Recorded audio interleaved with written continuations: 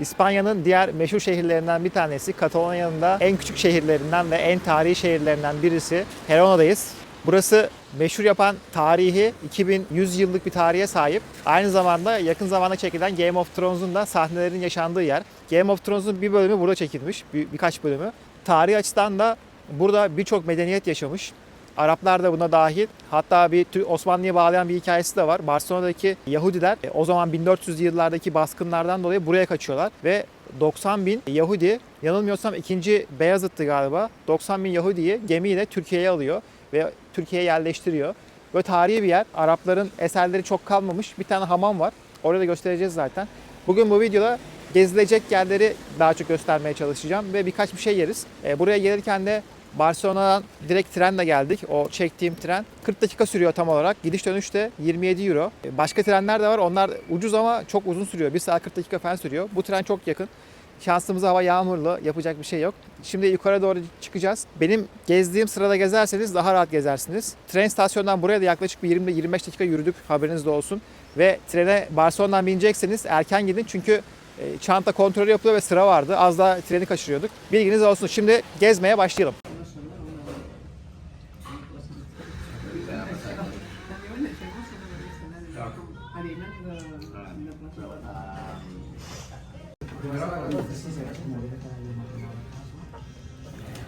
Evet, bu yandaki meşhur manastırın hemen yanında bir restoran var. Burada bir kahvaltı yapmaya geldik. Şöyle bir kahvaltıya omlet, içinde yumurta, hindi salamı. Böyle güzel bir sunumla geldi. Yanında böyle bir cips var, sos var.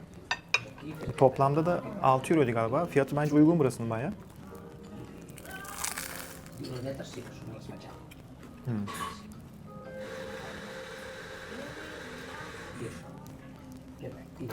Bayağı lezzetli, doyurucu bir şey. Bir de şöyle bir şey söyledim. Tortilla'ya geçiyor. İçinde domates sürmüşler bir tarafına. Bu peynirli omlet aslında bildiğimiz. Böyle bir ekmek içine geliyor. Bu da 2.2 euro, 2.5 euro falan da. Yani güzel bir atıştırmalık. Böyle hızlı kahvaltı için gelip burada yiyip devam edebilirsiniz. Şimdi ben bunları yiyeyim. Sonra yolumuza devam edeceğiz.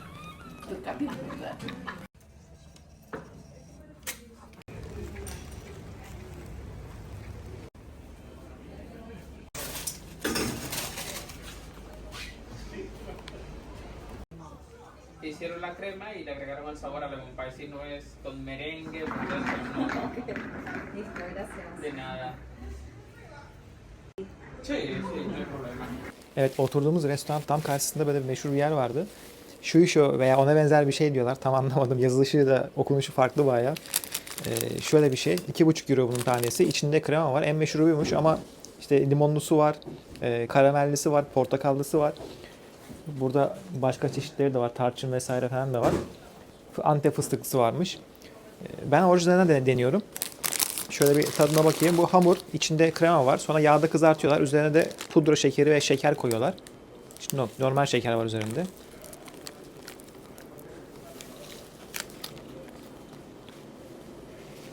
Soğuk servis yapılıyor herhalde. Dışı hamur, bildiğimiz böyle çok kalın olmayan bir hamur. İçindeki kremada çok böyle baskın bir şeker aroması yok. Hafif böyle peynir tadı da geliyor. Yani cheesecake peyniri gibi düşünün. Bence güzel. Ama sıcak servis yapılsa daha güzel olur diye düşünüyorum. Yine de buranın böyle yerel bir lezzetiymiş. Denemiş olduk. Şimdi yolumuza devam edelim. Mekanda burası, yediğimiz yer burasıydı. Tam kilise gözüküyor mu? Şöyle. Kilise de orası. Ben su aktı ya. Evet, bu arkamdaki yer Sant Gregorians. Bunların hepsini yazacağım ben liste halinde. Şöyle bir kilise. İçinde müze de varmış. Ücretli, şu an kapalı da gözüküyor. Pazartesi günleri buralar genelde kapalı oluyor arkadaşlar. Haberiniz olsun. Gezi yapacaksanız bugünler gelmeyin. Şimdi böyle çok güzel bir manzaradan yürüyorum. O yolu göstereyim size şimdi. Şöyle.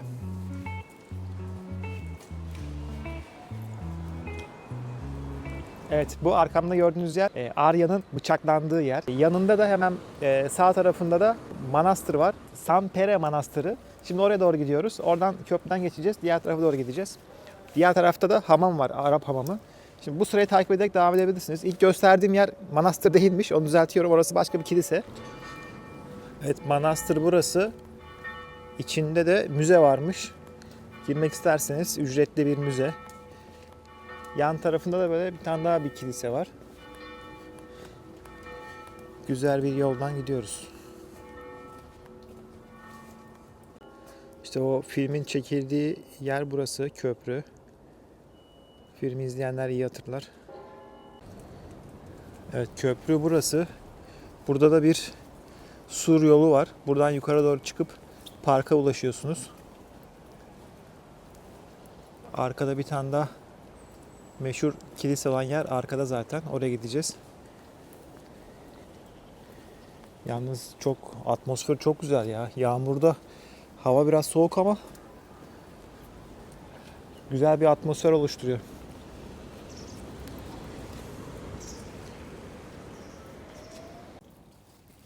Evet, şu an bulunduğum yer Arya'nın durduğu yerden bir tanesi. Şimdi fotoğrafı koyacağım yan tarafıma. Nerede olduğumu anlarsınız. Tam buradan başlıyor. Hatta savaşın başladığı yerden bir tanesi de burası. Sonra ileri doğru gidip köprüde bıçaklanıyor. Şimdi yukarı doğru çıkıyoruz. Annesinin yargılandığı o meşhur merdivenler var. O tarafa doğru gidelim. Orayı göstereyim size.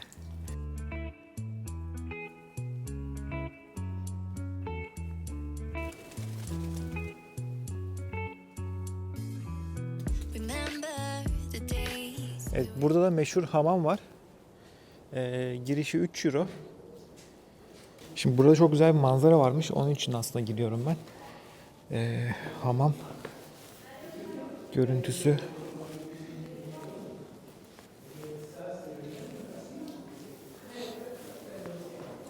Burada da hamamın hali.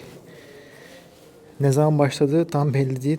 12. yüzyıl diyor da 1194 yılında itibaren kayıt altına alınmış. 1923 yılında herhalde restore edilmiş diye anlıyorum. Hamamda böyle bir yer.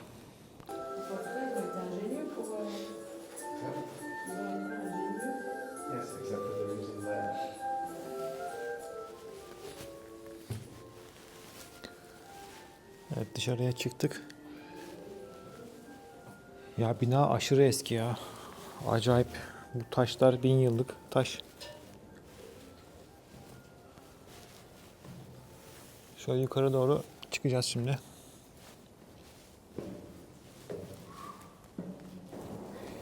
Evet, meşhur manzaramız burası. Yani gerçekten güzelmiş ya. Diğer meşhur kilisemiz. Birazdan oraya doğru gideceğiz.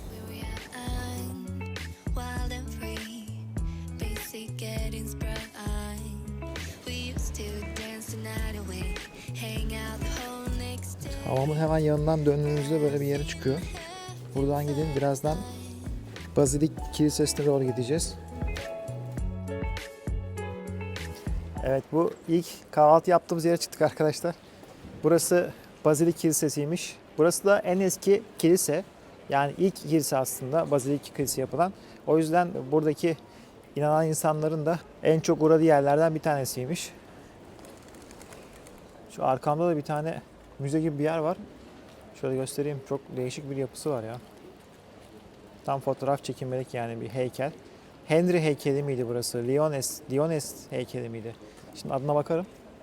Önce şu Bazilik Kilisesi'ni bir daha göstereyim size. Burada tur var. Free Walking Tour diye geçiyor. Bunlara katılıp bahşiş usulü çalışıyorlar. Onlara bahşiş verip sizi gezdiriyorlar. İsterseniz bunu değerlendirebilirsiniz ama genelde İspanyolca oluyor. O yüzden ben tercih etmedim.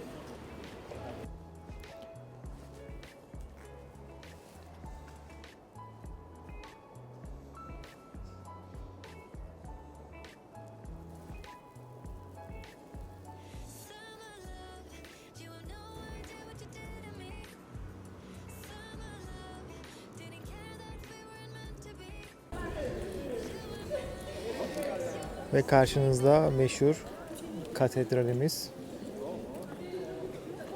Chelsea'nin buradan aşağı itildiği yer. Bu merdivenlerden aşağı itilmişti. Bu arkada da insanlar bu bulunduğum alanda. Yerler de çok güzel bu arada. Burada da onu izliyorlardı. Yani bu taraf bir de güzel aslında. Şöyle binaları da göstereyim.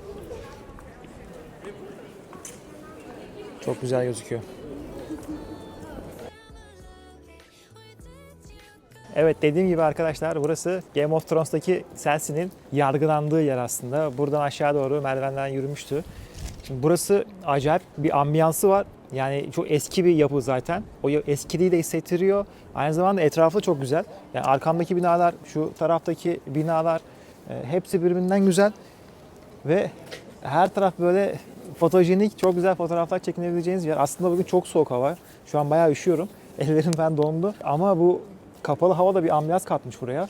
Ben bayağı beğendim. Kiliseye giriş var. Giriş 7,5 euro. 2 kademe ve 3 kademeden oluşuyor.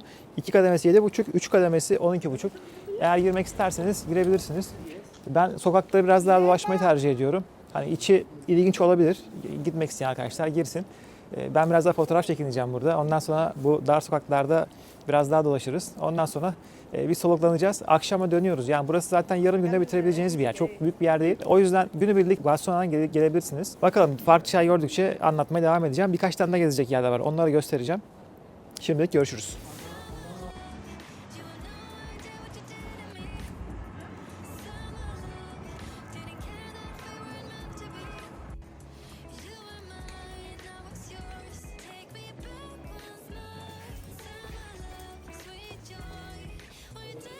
Evet, biraz daha aşağı doğru indiğinizde burada bir antik seminer yeri varmış. Buraya gidip bakabilirsiniz.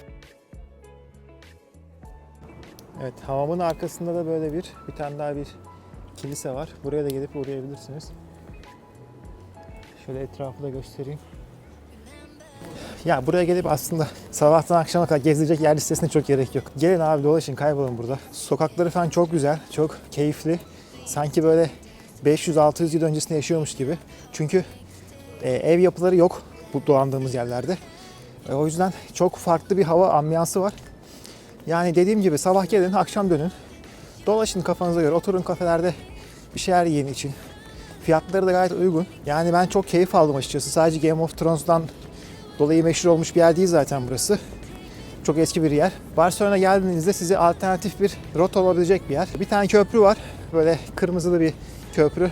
Zaten listeye baktığınızda göreceksiniz. Bir orası kaldı gezmediğimiz şu an. Onun dışında her yeri gezdik. Şimdi keyif alma zamanı. Böyle rahat rahat dolaşacağız. Etrafı keşfedeceğiz. Biraz dinleneceğiz. Keşfetmeye devam ediyoruz. Burada surun duvarlarını görebilirsiniz. Yukarıda da yerleşkeler var.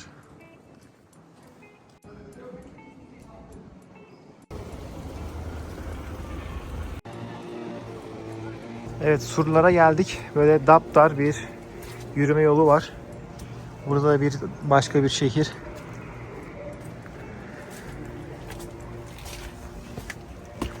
Biraz fazla ıslanmış burası. Yani hiç gitmesem daha iyi ya. Burası böyle gidiyor arkadaşlar. Komple sur. Şimdi biz geri dönelim.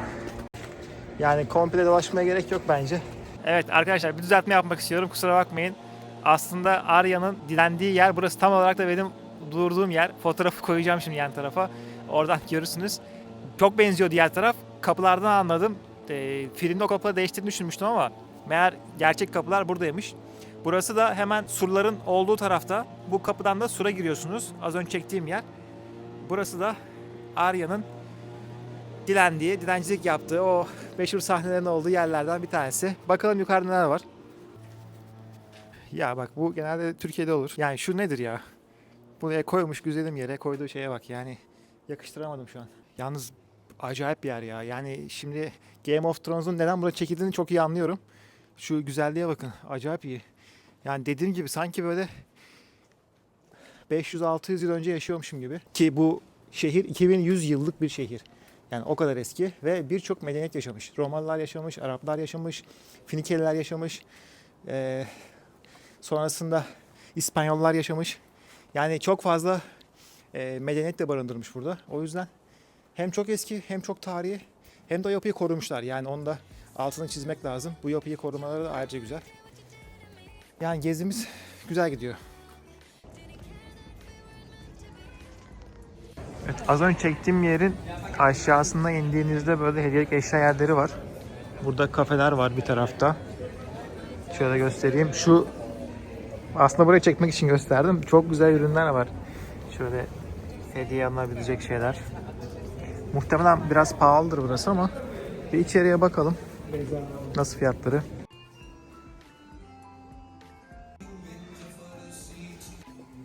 Evet buldum arkadaşlar. Dışarıdakinin fiyatı 24.5 euroymuş. Şu küçükler belki alınabilir. Gayet böyle şık.